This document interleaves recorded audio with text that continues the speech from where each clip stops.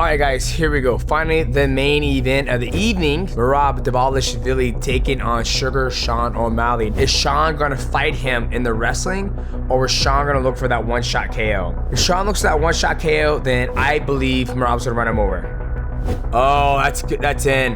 Oh!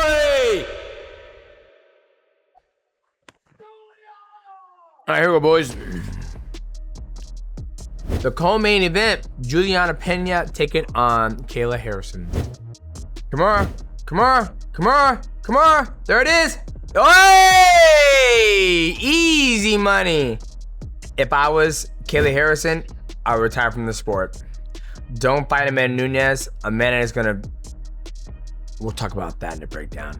All right, guys, here we go. Finally, the main event of the evening, Merab Dvalishvili taking on Sugar Sean O'Malley. Now, I didn't make a pick for this. The reason why is because I trained with Sean O'Malley. I've never trained with Merab before, but when I trained with Sean, the only thing that I felt going to this fight was, is Sean gonna fight him in the wrestling, or is Sean gonna look for that one-shot KO? If Sean looks for that one-shot KO, then I believe Merab's gonna run him over. Like, I think you need more than a one-shot KO. You have to anti-wrestle Merab. You have to fight Merab because he is so crazy that he's just gonna fight you. Let's see what happens. Round one. He's gonna secure this takedown. And when I sparred with Sean, did I take him down when the rounds we grappled? Yes, I took Sean down, and I knew that if I can take Sean down with me not being a full-time fighter, I knew Merab was gonna take him down and be able to maul him, because Merab, the word on the street of Merab is that he's strong as shit. He's so strong. Like I said, dude. And this is the one thing I knew too. When I sparred Sean, the way I shoot my double leg is like a wrestler that goes underneath, like a double, like a duck walk. Where Merab, when he shoots, he blasts through almost like a charge, like a spear. So if Sean was to try to get the guillotine on Merab, he would have to be airborne and lock up the guillotine, which would be extremely hard. You can't get leverage or a good bite when you're airborne and you're getting plowed. And there it is. Oi! You almost had that. You guys didn't see that last part of the round, but he had Sean's neck fully open like that.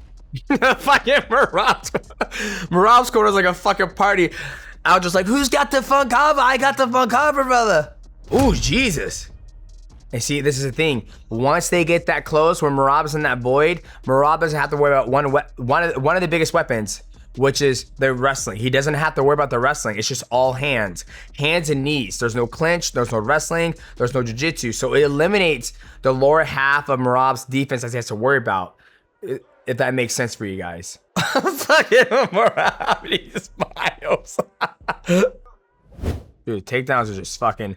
And here's the thing, Sean's constantly trying to get up. Instead of like, okay, I'm gonna go underneath you. Go underneath him. Instead of when you try to get up, he's just gonna pull you down. Up, pull you down. There it is, right there. He had it earlier. He had it earlier. He had it earlier. He had it earlier. He had it earlier. Oh, that's good. That's in. That's in. Oh! Holy shit! Holy shit! Wow. Wow. Merab's just too good, man. But you know, the good thing is Sean's got plenty of fucking money. A neck crank, and then bop, then he settles. Then it settles into a choke right there. Oh, you see his jaws with this too. Great fight. Great fucking fight. All right. Let's go to the office and clean this up. I know I didn't get everything right, okay? I did make some beautiful picks. I did make some beautiful picks on Prize Picks. If you guys didn't know, this video is sponsored by Prize Picks. If you guys don't know what Prize Picks is, it is a daily fantasy sports game you play directly from your phone. It's very simple. All you gotta do is go to your app store, download Prize Pick. When you do that, use my promo code MIGHTY. Cool promotion going on right now. All you gotta do is play $5, and no matter what happens in your lineup, you're going to $50. And in my lineup, let me tell you guys right now, all I did was miss one. And the one that I did miss was the Patchy mix. Let me tell you the lineup right now. I'm gonna give you feeling.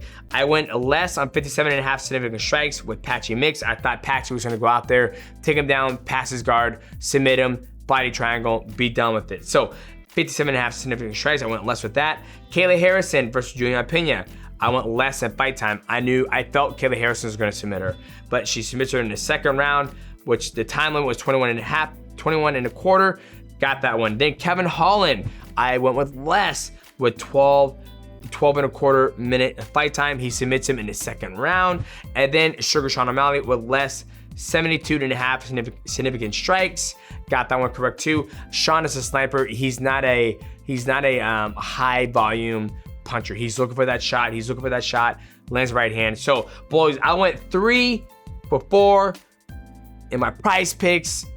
You know, I had a good time. It made watching the fights a lot more enjoyable. I had some skin in the game. I made my picks at the right place, which is Prize Picks, and make sure you guys do the same thing at Prize Picks. Boom, what's going on, guys? Welcome back to the channel. We just got done watching the UFC 316 Merab Dvalishvili take out Sugar Sean O'Malley. Man, it was a great card. I don't know about you guys, but I really did enjoy it. I think the biggest thing when it came to this card, you know, we'll start from the very bottom, work our way to the top, just in the main card. The first thing that pops up in my mind is Patchy making his debut against Mario Bautista. Now, you know, there was a $10,000 bounty on Mario Bautista's head put on by our good friend MMA Guru, but Mario Bautista was able to spoil the homecoming of Patchy Mix. Now, when you look at that fight, I thought Patchy Mix was very, very flat-footed. You hear it time and time again that people get away from what they're good at that got them to the dance, meaning that Patchy Mix is an athlete that walks forward in that southpaw position, throws that high knee up there, gets a hold of you, takes you down, takes your back, looks for the body triangle, and starts doing the submission game. You look at his fight against Sergio Pettis, you look at the fight against Kyojo Horiguchi, but for some reason he wasn't able to get to that point in this fight. Mario Bautista did a good job of going 1-1-2 to the body and 1-1-2 to the head, and he was also doing a good job of circling on the outside of Patchy Mix's southpaw stance. He was getting more real estate from than Patchy Mix. You saw Patchy Mix kept doing the right hand, check right hand, check right hand. If Mario Bautista would have just went 1-2 and 1-2 feint and then throw a right hand, he would have knocked out Patchy Mix, because Patchy Mix was always doing check hook, check left hook. That was a very technical fight, because Mario Bautista, what he does very well is he's able to stifle his opponents. When he fought Jose Aldo, he stifled Jose Aldo by trying to take Jose Aldo down. And then now when he fought Patchy Mix, he kept circling on that arc from the southpaw side, kept going 2 to the body, 2 up top, and it seemed like Patchy Mix was never able to get on track and, you know, take it to Mario Bautista until the end of the round. At the end of the fight, when everything was already done, there was nothing that Patchy Mix could do to come back and get the victory. So I got that one wrong. I picked Patchy Mix to win that fight because what he's been able to do in the past. Now let's move on to the next one. You have Kevin Holland taking out Vincent Luque. Now, Kevin Holland, you know, he's a fan favorite. This man fights more times than I think anybody under the UFC roster. He's fought 3 times already this year. Now, this is a man who floats from 185 to 170. I feel his best division is 170 because he has a height advantage, and he's not also fighting guys that are just massively bigger than him. Last time he fought, we saw him fight RDR. RDR was able to take him down, pass his guard, submit him within the first round, and making it look easy. But you see Kevin Holland bounce back. He bites Vincent Luque, piecing him up in the first round, just piecing him up, talking to him, playing that mental warfare with Vincent Luque, and there was literally nothing Vincent can do. Hurts Vincent, gets in the clinch, comes out, throws a beautiful right elbow, hits in the back of the head, back of the ear. A lot of people might say it's back of the head, but once again, the rules are if I hit anything in that touches your ear and I hit, it's legal. It's not the back of the head. Hits with a beautiful elbow, drops him, and you know, Vincent's kind of wobbled. End of the first round. Comes back to the second round. Vincent throws a low kick. He catches it, throws a right hand. Vincent falls down. He wrestles up. When he wrestles up, Kevin Holland's very long. He has those long, lanky arms. He goes underneath, locks up a beautiful dark choke, aka dark man choke, and submits Vincent Luque. Once again, I thought it was a great fight. He was able to push the pressure on the feet against Vincent, talk to him mental warfare, and when Vincent kicked him, he made him pay for that. Wrap of the dark choke, gets a finish. Another great fight. Now let's go to the next fight. KG taking on Joe Pyfer. Now this fight, I would say the only thing that was impressive about this fight is, well, I wouldn't say impressive, but you saw Joe Pyfer. He did drop KG. KG's been in wars with so many greats in the middleweight division and welterweight division. But Joe Pyfer knocked him down, and I think Joe Pyfer fell in love with that right hand, and he felt like he can drop KG and put his lights out, but he wasn't able to do it. So you saw the whole fight, him trying to go, whoa, whoa, just big right hand. KG, I base his performance off his physique. When I see KG and he has a good physique, I can tell that like he's focused, he's ready to go, because I think the hardest thing for him is getting his physique under control, meaning that he loves to eat. How often is he in the gym? How often is he doing strength training? Is he eating healthy year round? I mean, your boy, I'm fucking retired, and I'm fucking retired and I'm still shredded. I'm not a professional athlete. So I think that's something for him that he's got to really check to see if it's something that he wants to do. But all in all, congrats to Joe Pyfer. Now let us go to the co-main event of the evening. Now I feel like women's mixed martial arts is in a state where there's a lot of people out there who aren't the biggest fans of it. I'm a fan of it because I think there are some good athletes out there, but the talent pool is just not very, very big. When you look at women's mixed martial arts, it's not even competitive like it is in women's Thai boxing. Wonder why? Muay Thai is a national sport in Thailand, which means a lot more women do Muay Thai, and they're all super competitive. They all start training at a very, very young age. Where in mixed martial arts and women, mixed martial arts and men fighting in mixed martial arts have been going on for years and years. You have Pancrase, you have, then the UFC started in 1993. So before the UFC became cool, you already had men's mixed martial arts going on. It just wasn't, modernized, or it wasn't, recorded, essentially.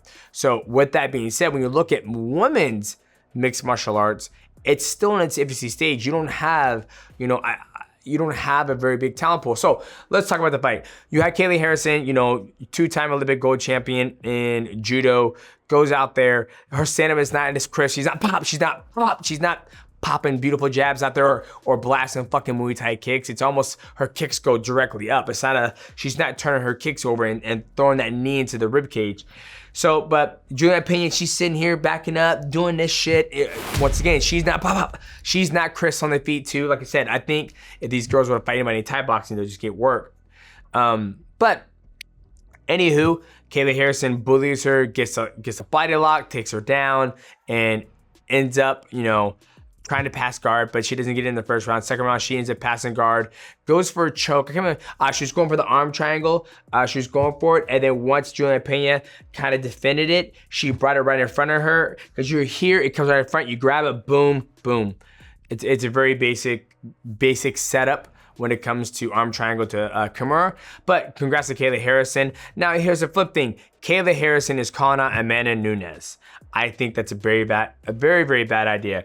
Reason why is because, yes, Kayla Harrison is a world champion. But when you look at the roster of what Amanda Nunes fought and what Kayla Harrison fight, there is no fucking comparison. There's not one comparison at all. You had Ronda Rousey, Miesha Tate, you had Kat Zingano, you had JDR, you have Bautista Shevchenko.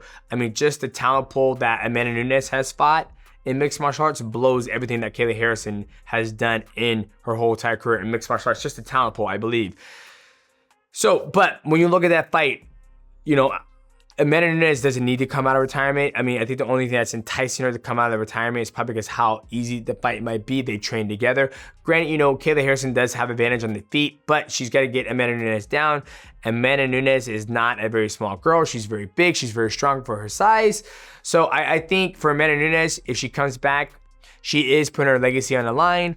But at the end of the day, it's not something that I'm like jumping out of my seat to see. I'd rather see Amanda Nunes retire and then maybe Kayla Harrison fight one more time and then retire. That's what my guts tell me. That's what I would love to see. But boys, let us get to the motherfucking main event. Sugar Sean O'Malley taking on Merab Dvalishvili, the machine. Now, I did not give a pick about this fight. The reason why is because I went and trained with Sean O'Malley, and I'm friends with Aljo, and I felt with this fight, I told Sean straight to his face, I said, if you cannot stop that machine is going to run you the fuck over. And the reason why is because here's the thing. Sean fights in one realm in mixed martial arts, and that realm is striking, where you have another athlete, Merab Dvalishvili, who fights in all realms, meaning that he'll strike with you, he'll clinch with you, he'll try to take you down off the cage, he will grapple you, and he doesn't pass your guard, right? So when Merab takes down Sean O'Malley, he's not looking to pass your guard. He's looking to stay in your guard, beat you up from guard, and then once you try to wrestle up and come up, he's gonna take your head and he's gonna look for a choke. If you go back and watch the first fight, I did that breakdown. Do yourself a favor, educate yourself. Watch that. Each time Merab took down Sean, when Sean would get up, he will go into a wrestling position, wrestling up, which means he will give Merab his head. At the very end of the very first round of that fight, the cameras kind of turned very fucking weird and awkward. You saw Merab have that exact same choke that he finished Sean O'Malley with, when he was underneath the neck and about to lock it in. Right there, that told me, I was like, okay, so Merab's gonna go for the neck, which I knew he was gonna do because Sean wrestles up. Sean does not go underneath people. He does not attack legs. He doesn't look to elevate you. He doesn't look to push you over. His jiu-jitsu style is to get back to his feet where he is strong at. So I knew that going into this fight because I've grappled with Sean, and so I can see it. I'm like, you're just trying to get up, you're just trying to get away so you can land your right hand. Now Sean did submit me with a guillotine, but I knew that if he was to get a hold, me and Merab shoot totally different. I shoot like a wrestler. Merab blasts like a spear. He blasts you. He blasts. So if Sean was to get the guillotine on Merab when he blasts him, Sean would be airborne, and when Merab would take him down, he would pass the opposite side and get a free guard pass. So me and Merab are two different beasts. And granted, Merab, when he does takedowns, he pushes you against the cage. He's working the inside trip. He's working the inside to the outside trip. Those are the type of trips I do not do. I'm more of a guard player. I'm more of a jiu-jitsu player. So with that being said, if Sean didn't fight Merab with the wrestling, each time Sean would defend a takedown, and when they would separate, that is the time that Sean needs to attack, because Merab has failed at his mission of taking him down, and then his gas takes down just a little bit, and you can have a more of a better fight. Now, Merab does a good job of just keeping that pressure on you.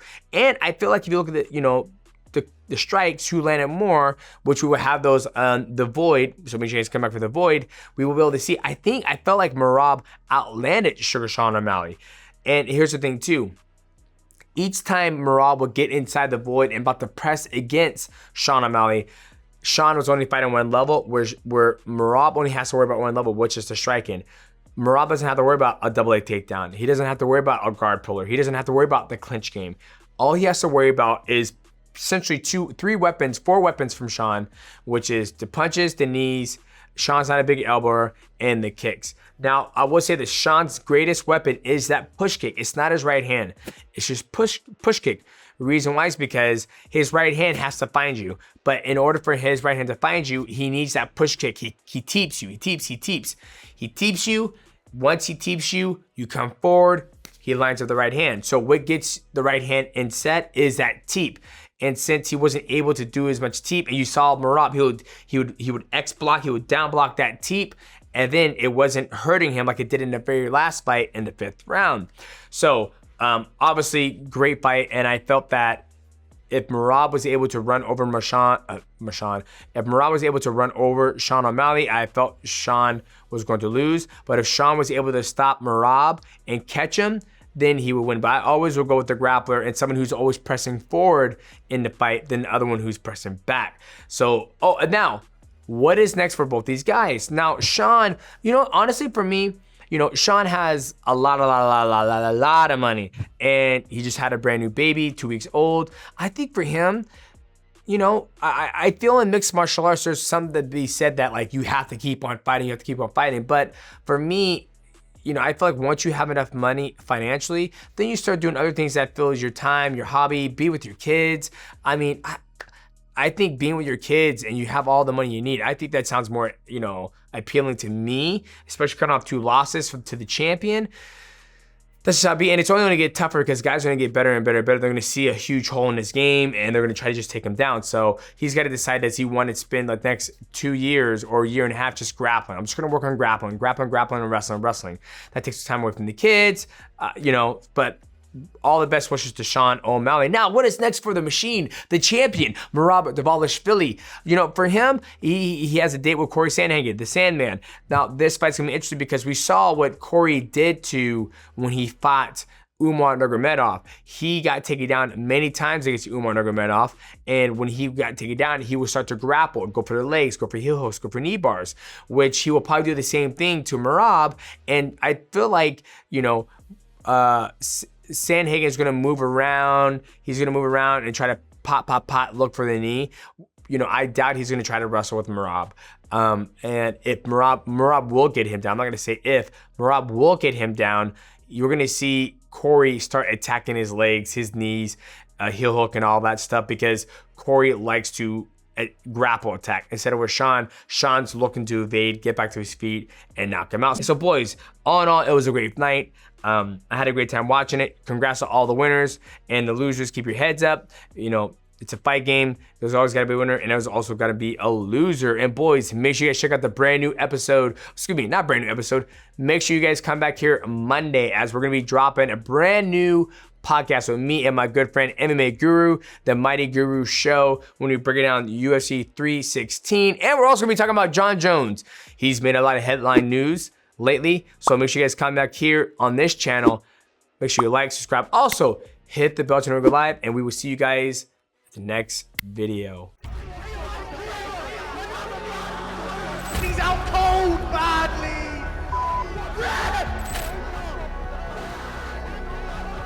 Jon Jones' defense out of Demetrious Johnson there at the end. I am a piece of shit, but my content's really good. Try and look beyond how terrible of a person I am.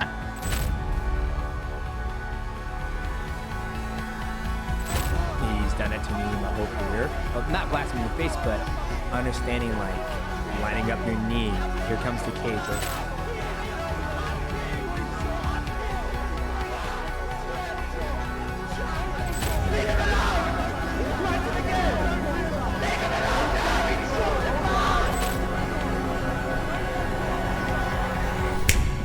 The mighty Guru